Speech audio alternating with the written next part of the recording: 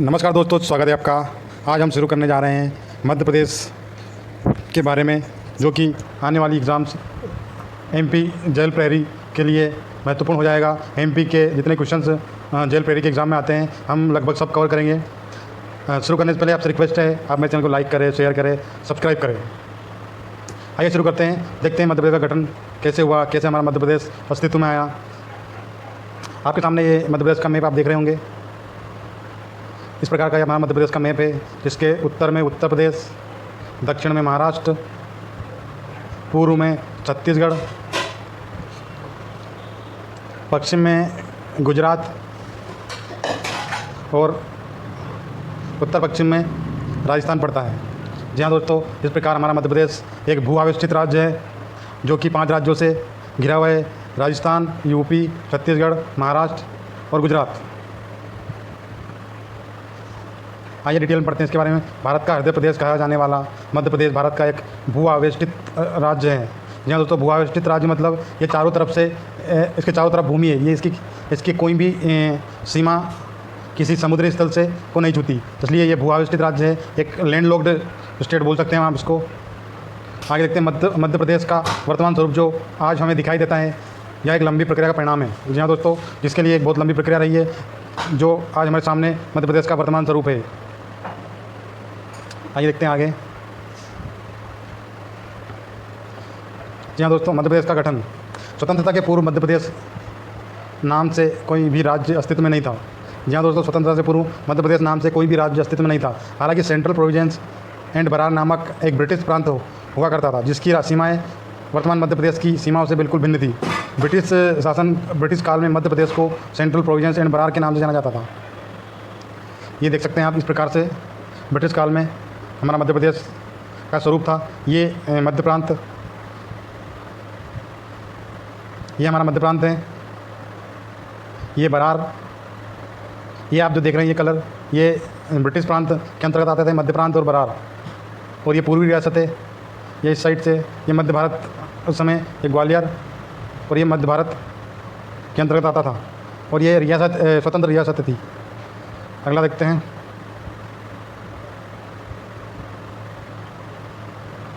अब हम देखते हैं 1947 से 1956 तक की स्थिति। यहाँ दोस्तों, स्वतंत्रता के बाद मध्य प्रदेश की क्या स्थिति रही है, किन किन छोटे छोटे स्टेट में ये बटा हुआ था। ये मध्य प्रदेश गठन के पूर्व की कहानी है। स्वतंत्रता के उपरांत मध्य प्रदेश का क्या स्वरूप रहा है, तो ये ऊपर वाला जो मध्य भारत का पठार आज जिसको हम कहते हैं, ये ग्वालियर था। ये पार्ट बी था, इसको स्टेट बी भी बोल सकते हैं।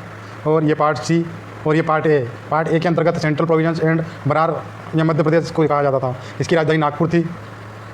पार्ट ए की राजधानी नागपुर, पार्ट बी की राजधानी इंदौर और पार्ट सी की राजधानी रीवा। जी हाँ दोस्तों, आप इसको याद कर सकते हैं, नगर। पार्ट ए की नागपुर, पार्ट बी की ग्वालियर और पार्ट सी की रीवा। इस प्रकार आप इसको याद रख सकते हैं कि कौन से स्टेट की राजधानी क्या थी। एक बार फिर से बता देता हूँ आपको। पार्ट ए की राजधानी नागपुर, पार्ट बी की राजधानी इंदौर और ग्वालियर। 6 महीने ग्वालियर रहती थी इसकी राजधानी, और 6 महीने इंदौर रहती थी। उसके बाद पार्ट सी की राजधानी आप देख सकते हैं रीवा। इस प्रकार हम एक नगर वर्ड याद रख लेंगे, नगर, नागपुर, ग्वालियर और रीवा। और भोपाल उस समय एक स्वतंत्र स्टेट का दर्जा प्राप्त था। आगे देखते हैं, इनका हम डिटेल जानकारी देखेंगे। पार्ट ए, इसको सीपी एंड बरार के नाम से भी जाना जाता था या मध्य प्रदेश कहा जाता था। स्वतंत्रता के पश्चात आधुनिक मध्य प्रदेश के निर्माण के क्रम में इसके स्वरूप में कई परिवर्तन किए गए। सर्वप्रथम Central Province and Berar, Baghelkhand, Mahakoshal, Vidarbha, Chhattisgarh तथा दंडकारण्य की रियासतों को मिलाकर पार्ट ए स्टेट को बनाया गया। जी हाँ दोस्तों, इसके अंतर्गत बघेलखंड, महाकौशल, विदर्भ, छत्तीसगढ़ तथा दंडकारण्य की रियासतें आती थी पार्ट ए के अंतर्गत। इसकी राजधानी नागपुर रखी गई थी। इसके प्रथम मुख्यमंत्री जो थे पंडित रविशंकर शुक्ल को बनाया गया था, एवं राज्यपाल ई राघवेंद्र राव। पंडित रविशंकर पुनर्गठित मध्य प्रदेश के प्रथम मुख्यमंत्री थे। जी हाँ दोस्तों, पुनर्गठित मध्य प्रदेश के प्रथम मुख्यमंत्री पंडित रविशंकर शुक्ल थे। पार्ट ए हो गया, जिसकी राजधानी हम देख सकते हैं नागपुर थी। अब चर्चा करते हैं पार्ट बी के ऊपर। जी हाँ दोस्तों, पार्ट बी का एक अन्य नाम है मध्य भारत। और मध्य भारत इसमें पश्चिम की रियासतों को मिलाकर बनाया गया था।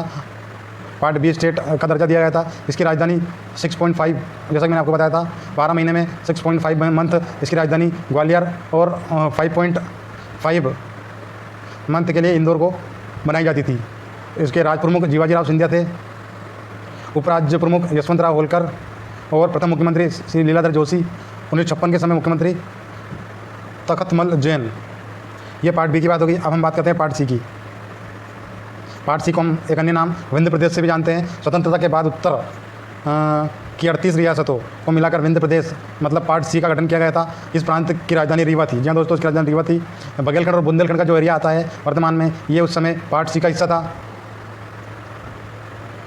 इस राज्य को बघेलखंड या बुंदेलखंड की 2 इकाइयों के रूप में रखा गया है, जिनके राज प्रमुख रीवा के महाराजा मार्तंड सिंहदेव हुए। कप्तान अवधेश प्रताप सिंह के नेतृत्व में बघेलखंड मंत्रिमंडल तथा श्री कामाता प्रसाद सक्सेना के नेतृत्व में बुंदेलखंड मंत्रिमंडल का गठन हुआ। 2 अप्रैल 1952 को मुख्यमंत्री शंभुनाथ शुक्ल के नेतृत्व में मंत्रिमंडल का गठन हुआ। ये हमारा पार्ट सी की बात हो गई, जिसकी राजधानी आप देख सकते हैं रीवा इसकी राजधानी थी। आगे देखते हैं। पार्ट सी के अंतर्गत ही हमारा भोपाल स्टेट आता था। भोपाल स्टेट एक स्वतंत्र प्रांत बनाकर पार्ट सी के अंतर्गत ही रखा गया था। प्रारंभ में नवाब हमीदुल्ला खान ने भारत संघ में विलय से इनकार कर दिया। प्रजामंडल आंदोलन के दबाव से 1 जून 1949 को भोपाल का विलय भारत संघ में हुआ।